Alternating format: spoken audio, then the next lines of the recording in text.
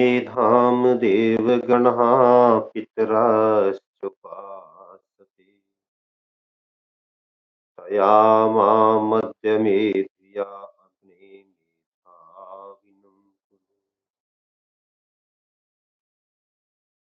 अपने धर्म मीमांसा चैनल के सभी श्रोताओं के लिए मेरा प्यार भरा नमस्कार। मित्रों, आज हम एक नए विषय के साथ उपस्थित हुए। हम सभी जानते हैं कि भारत के गौरवशाली इतिहास और इतिहास की परंपराओं में मेवाड़ के महाराणा वंश का क्या योगदान रहा है। देश की आन बान और शान के लिए इस वंश के अनेक महाराणाओं ने उल्लेखनीय, सराहनीय, वंदनीय कार्य किए। बप्पा रावल से लेकर के राणा रतन सिंह, महाराणा कुंभा, महाराणा संग्राम सिंह, महाराणा उदय सिंह, महाराणा प्रताप, महाराणा राज सिंह, जय सिंह, उनसे पहले अमर सिंह जैसे अनेक महाराणा इस वंश में हुए, जिन्होंने ऐतिहासिक कार्य करते हुए मां भारती के सम्मान में श्री वृद्धि की। आज इसी महाराणा वंश के बारे में हम कुछ विचार करेंगे, लेकिन जो नाम मैंने अभी लिए हैं, इनसे अलग बाद के महाराणाओं के बारे में कुछ बताएंगे। आर्य समाज के संस्थापक स्वामी धर्म जी महाराज 1882 में मेवाड़ जाते हैं, उदयपुर में प्रवास करते हैं। उनके बारे में हमारा राजस्थान नामक पुस्तक का लेखक हमें इस बात की जानकारी देता है, और वो उसके पश्चात वहां पर अगले 7 महीने तक प्रवास करते हैं। 7 महीने रहने के समय स्वामी दयानंद जी महाराज महाराणा सज्जन सिंह को, जो समय वहां के महाराणा थे, बहुत कुछ बताने समझाने का प्रयास करते हैं। महाराणा सज्जन सिंह का जन्म 1859 में हुआ और उनका राज्याभिषेक 1874 में हुआ। अर्थात जब वह मात्र 15 वर्ष के थे, तब वह अल्पवयस्क होते हुए, नाबालिग होते हुए मेवाड़ के महाराणा बने। मेवाड़ के महाराणा के रूप में उन्होंने 10 वर्ष तक शासन किया।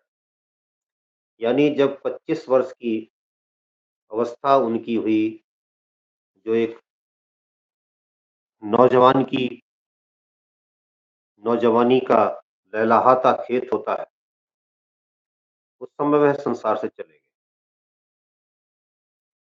अब फिर महाराणा वंश के सामने एक बार यह समस्या आई। उससे पहले भी यह समस्या आई थी कि महाराणा का उत्तराधिकारी कौन बने। दरबार के मंत्रियों ने, अधिकारियों ने, जिम्मेदार लोगों ने परस्पर विचार विमर्श किया। महाराणा जो उस समय संसार से गए थे, उनकी माताएं अर्थात पटरानी रानी जो उस समय थीं, उनसे भी संपर्क किया गया, उनसे भी विचार विमर्श किया गया। अब इस परिवार से अलग, लेकिन इसी की शाखा के एक व्यक्ति को महाराणा के रूप में चयनित किया गया। उनकी अवस्था उस समय 35 वर्ष थी। उनका राज्याभिषेक हुआ। इनका नाम महाराणा फतेह सिंह था। महाराणा फतेह सिंह अपने आप को किसान का बेटा कहलाने में प्रसन्नता अनुभव किया करते थे। इन्होंने 1884 में पदभार स्वीकार किया। यह पहली बार था कि जब पूर्व के महाराणा से अधिक अवस्था का अगला महाराणा नियुक्त किया गया। यानी पिछले महाराणा की अवस्था यदि उस समय मात्र 25 वर्ष थी, तो जिन महाराणा को अब ये जिम्मेदारी दी जा रही थी, उनकी अवस्था उस समय 35 वर्ष। महाराणा फतेह सिंह का जन्म 1849 में हुआ था, और जैसा कि हमने बताया कि महाराणा सज्जन सिंह का जन्म 1859 में हुआ। लेकिन महाराणा फतेह सिंह के भीतर एक अच्छे शासक के सारे गुण थे। उन्होंने मेवाड़ की परंपरा का निर्वाह करते हुए शासन करना आरंभ किया। महाराणा सज्जन सिंह और स्वामी दयानंद जी का अच्छा प्रभाव पड़ा था। उन्होंने मनुस्मृति का गहन अध्ययन किया था। उन पर अच्छे प्रवचन स्वामी जी के और अन्य ऐसे राष्ट्रवादी संतों के सुने थे, जो माँ भारती के प्राचीन गौरव को स्थापित करने के लिए संकल्पित थे। इसलिए वह पूर्णतया राष्ट्रभक्ति और राष्ट्रवाद से ओतप्रोत,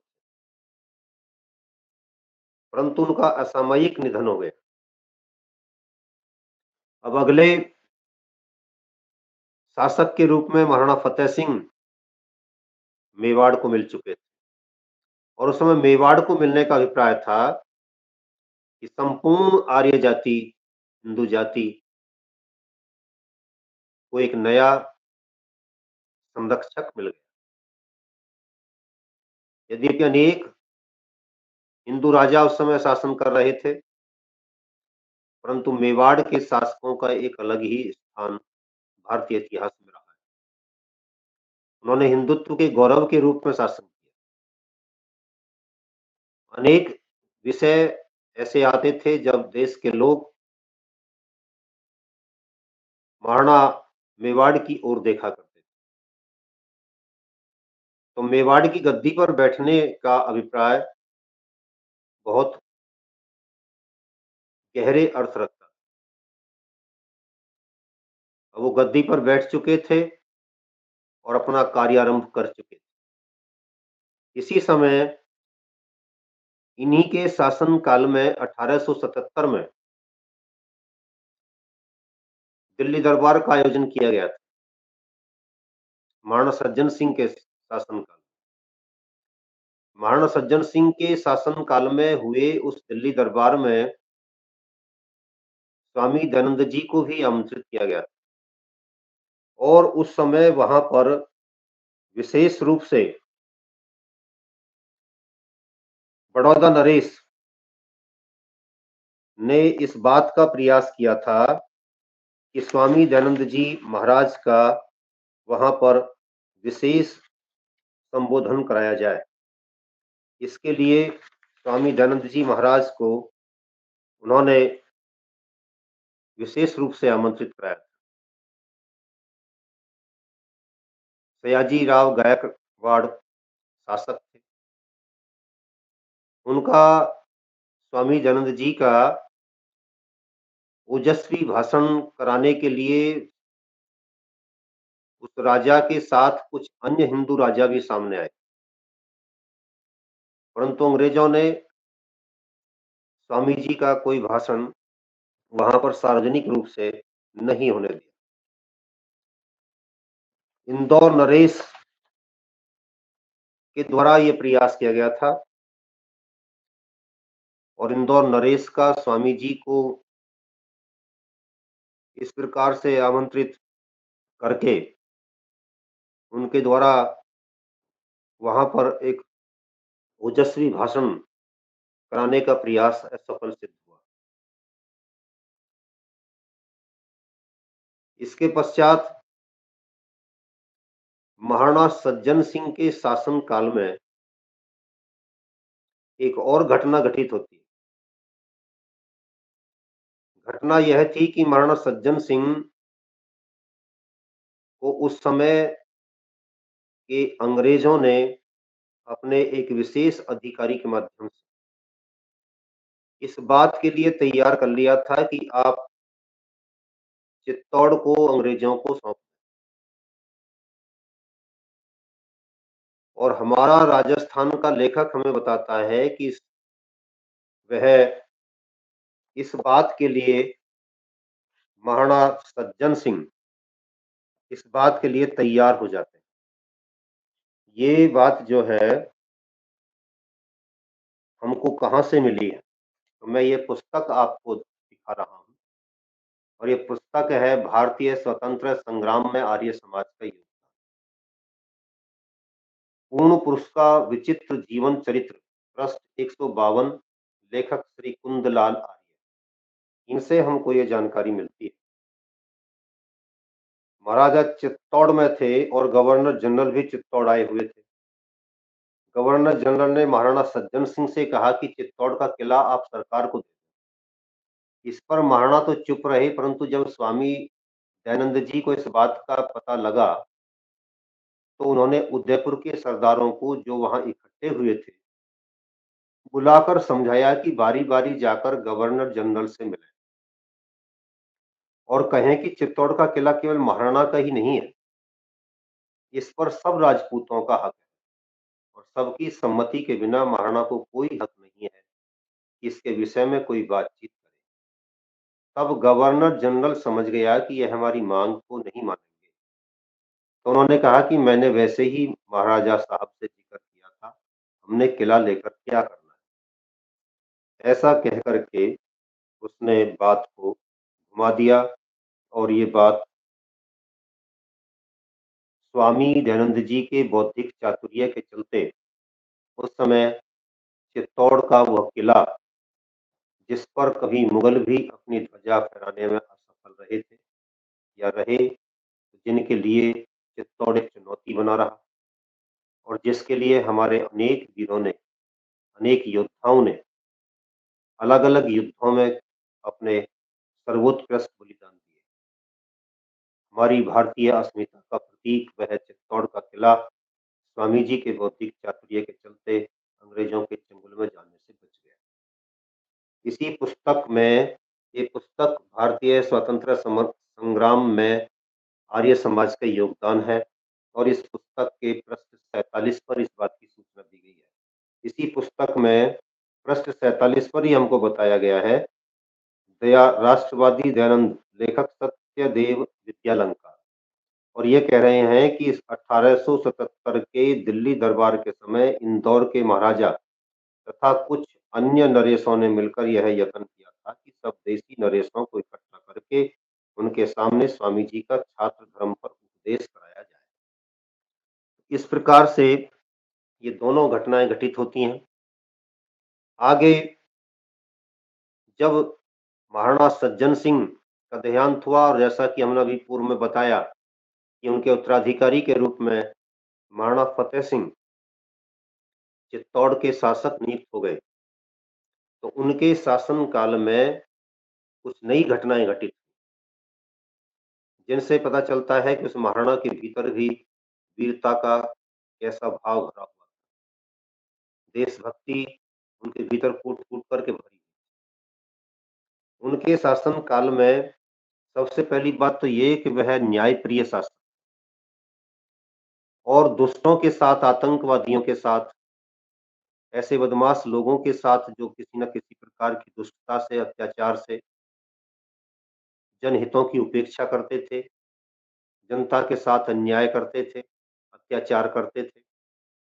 उनके लिए महाराणा ने चित्तौड़ में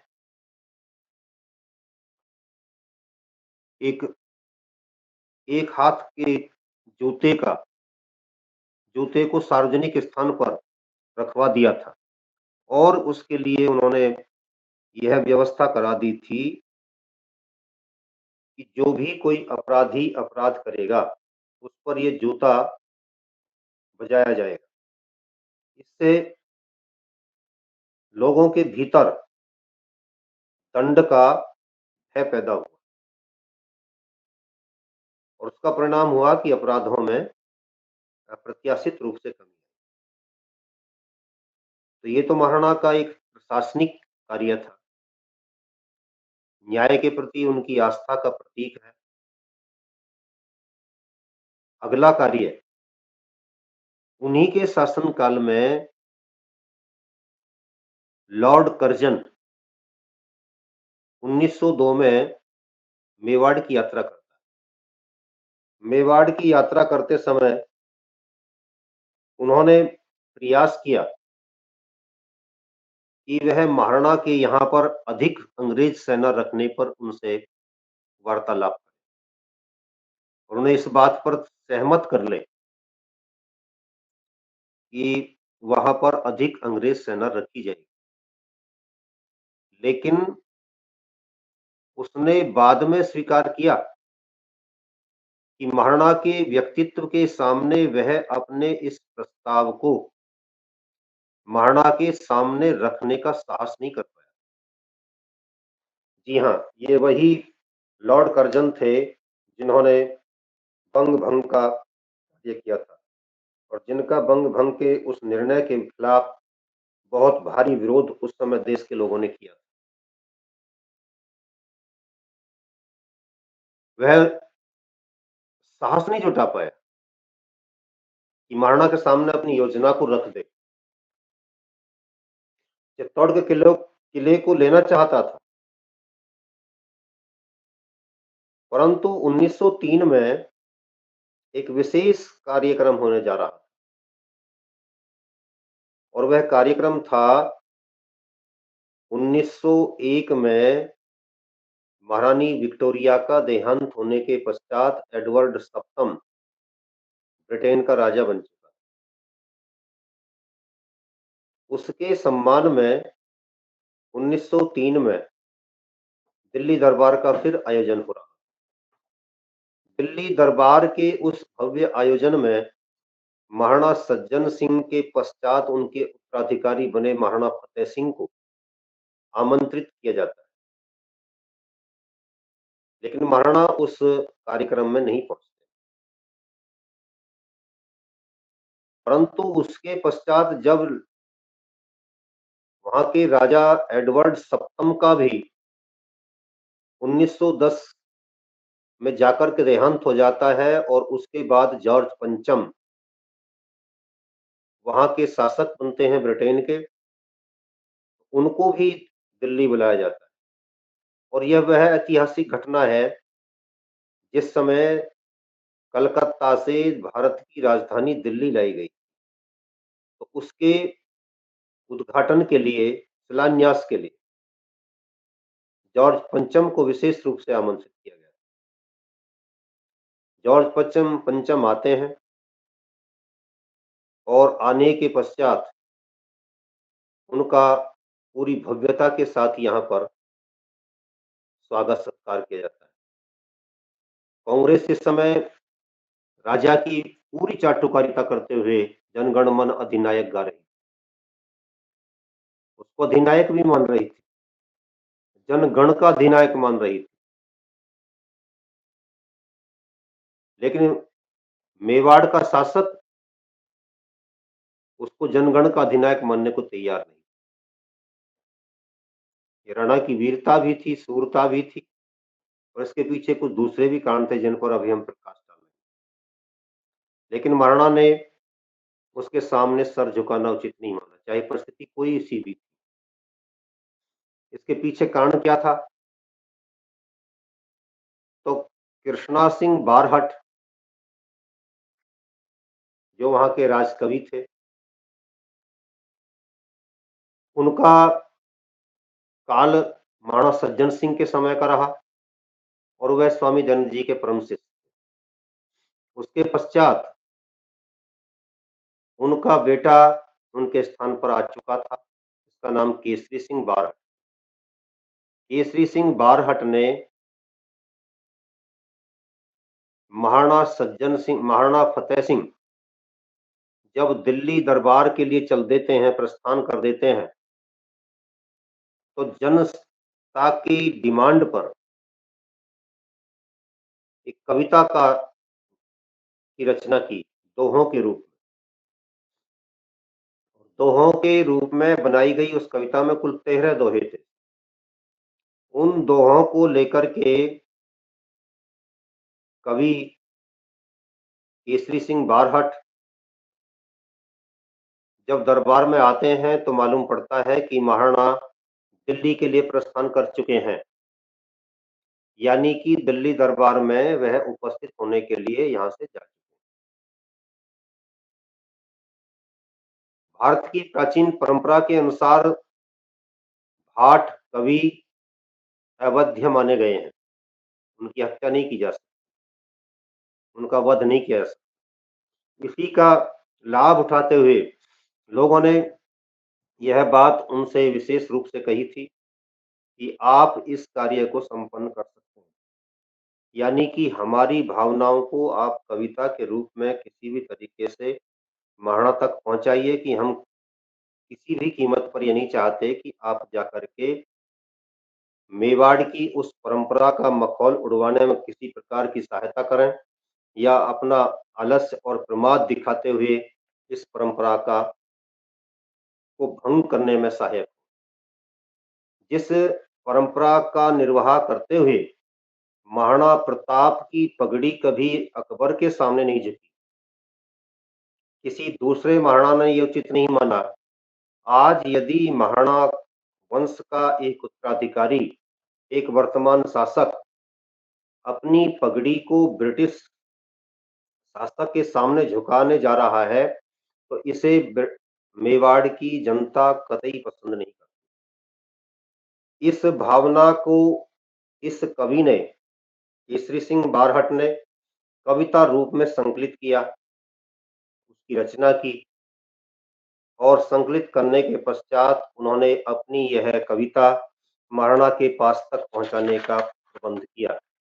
सरेरी स्टेशन पर उनकी ओर से नियुक्त किए गए एक व्यक्ति को जल्दी से घोड़े से दौड़ाया गया और जब वो महाराणा की जो ट्रेन थी वो दूसरी ओर से घूमकर दूर से आ रही थी, लेकिन सरेरी स्टेशन निकट पड़ता था, तो सरेरी स्टेशन पर जाकर के महाराणा को वह चिट्ठी दी जाती और महाराणा ने जो उसमें पढ़ा, तो उसमें केसरी सिंह बारहट के द्वारा महाराणा को कठोर शब्दों में लताड़ा गया, चेतावनी दी गई, उनको ये बात समझाई गई थी कि मेवाड़ की जनता आपसे क्या अपेक्षा करती है और आप ऐसा कोई कार्य ना करें जो इस कुल की परंपरा के विरुद्ध हो, हिंदुत्व के लिए शर्मनाक हो, लज्जास्पद हो। सयारों के बीच शेर क्या करेगा? आप सूर्य हैं, सूर्यवंशी हैं, आप सितारों के बीच जाकर के क्या करें? आपको अपनी उस परंपरा का एहसास होना चाहिए जो इस वंश की परंपरा के साथ जुड़ी हुई हैं और इसको मजबूती देती हैं, इसको सम्मानजनक स्थिति प्रदान करती हैं। महाराणा आपको ऐसा नहीं करना चाहिए। ये सार था और इस सार को इस पुस्तक में भी साफ तौर पर लिखा गया है। साथ ही जो उस समय महाराणा ने केसरी सिंह बारहट के बनाए हुए उन 13 दोहों को पढ़ा था, वो दोहे भी दिए गए हैं पृष्ठ 45 पर। तो ये लिख रहे हैं पग पग भम्या पहाड़ धरा, छोड़ राख्यो धर्म, महाराणा रे मेवाड़, हृदय वासिया हिंद्रे। घण घलिया घमसान, राणा सदा रहिया निडर, बेखंता फरमान हलचल की खत्मल हुए। तो ये 13 हैं, मैंने 2 पढ़े हैं आपके सामने। इसका अर्थ जो है वो बताता हूँ। जिसके वंशजों ने अपने शत्रुओं को हरावल में से भगा दिया था, वह अब वायसराय की सवारी के पीछे कैसे चले। तेरे हाथों में तलवार है, तू कैसे नजराना करने को हाथ आगे बढ़ाए।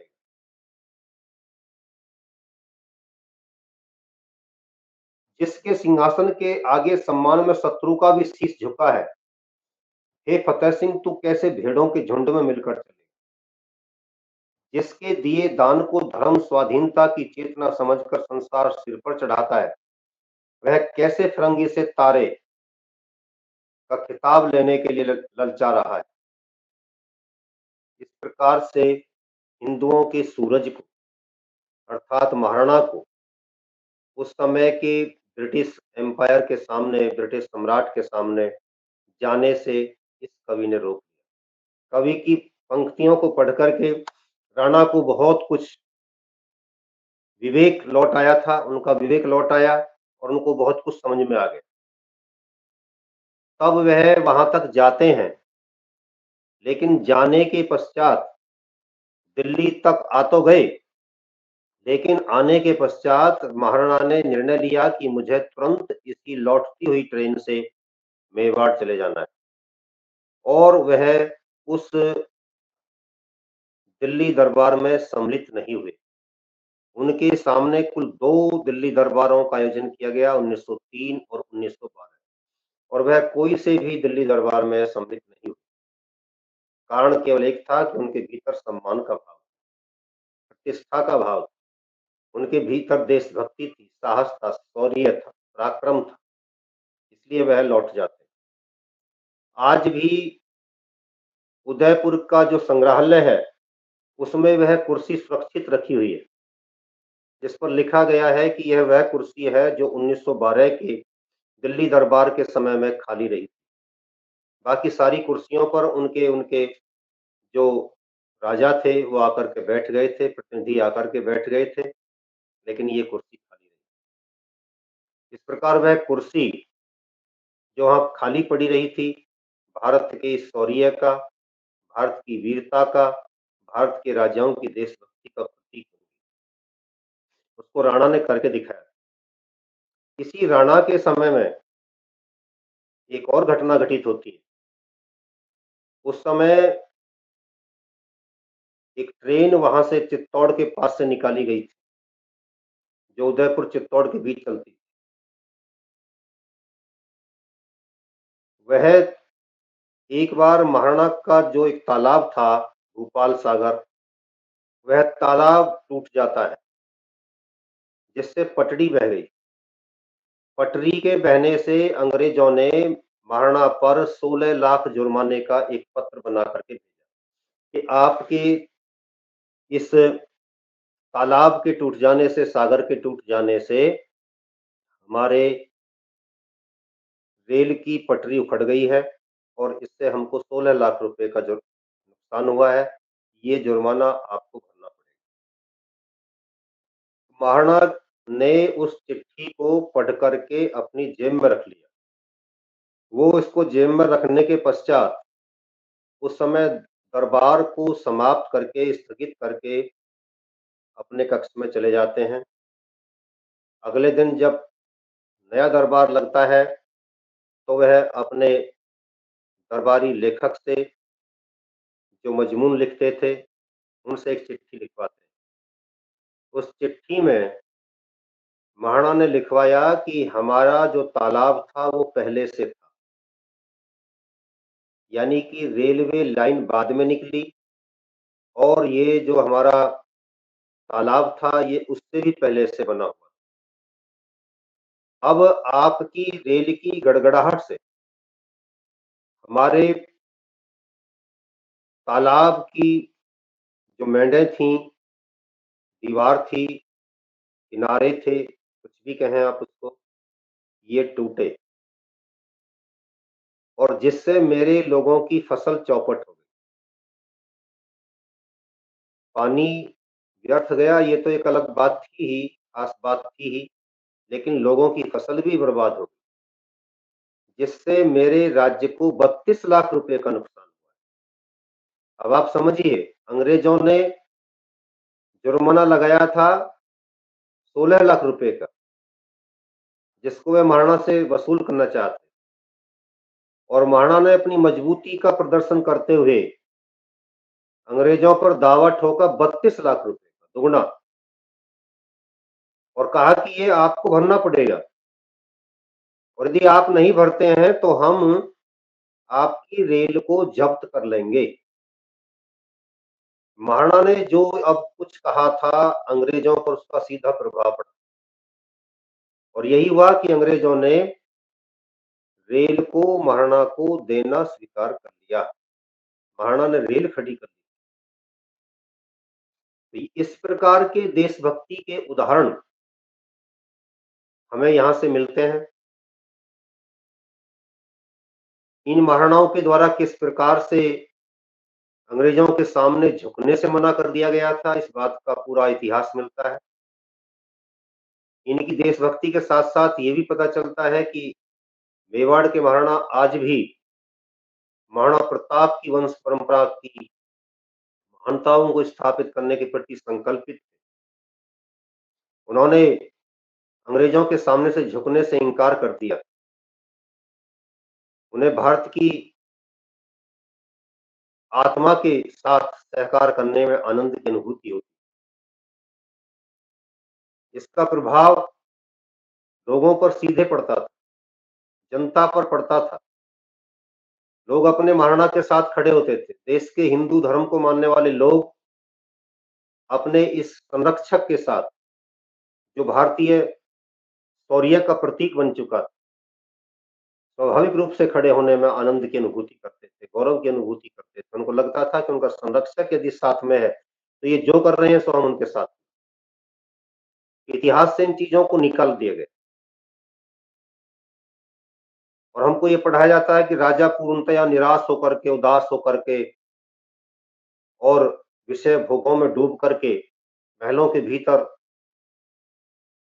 आनंदित अनुभव करते थे और वहीं रहने में खुशी अनुभव करते थे। लेकिन ऐसा नहीं था। इनके साथ अनेक और भी राजा थे। मैं बताना चाहूंगा कि जब देश आजाद हुआ तो कम से कम 20 ऐसे राजा थे जो फ्रांस और ब्रिटेन, इंग्लैंड इंग्लैंड से बड़े देश, प्रदेशों के, रियासतों के राजा थे। फ्रांस से बड़ी आकृति जिनके राज्यों की थी,